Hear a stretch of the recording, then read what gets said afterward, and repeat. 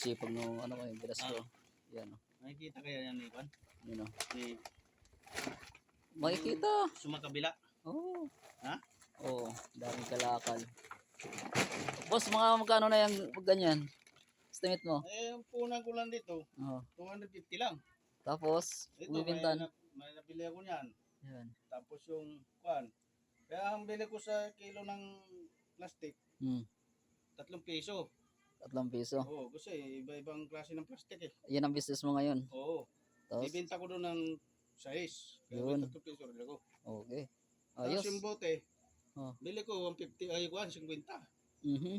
Yung tirador, piso. Yun. Yung bilog, 50 isa. Oo. Kaya 2 piso. Ayos. So itong kwan lang yan eh. Marambo lang yan eh. Size na 1 kilo niya yung plastic ng ganyan itim. Ayun.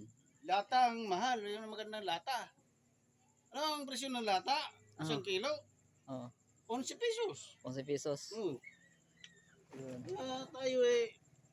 At mahirap lang tayo. Dito na yung anak mo, ano? Ha? Yung anak mo. Eh, ganyan talaga. Ay, hindi. Si ano yan? Yan. Dinsyo pala yun. Siyo. Hmm. Anak ko ayaw.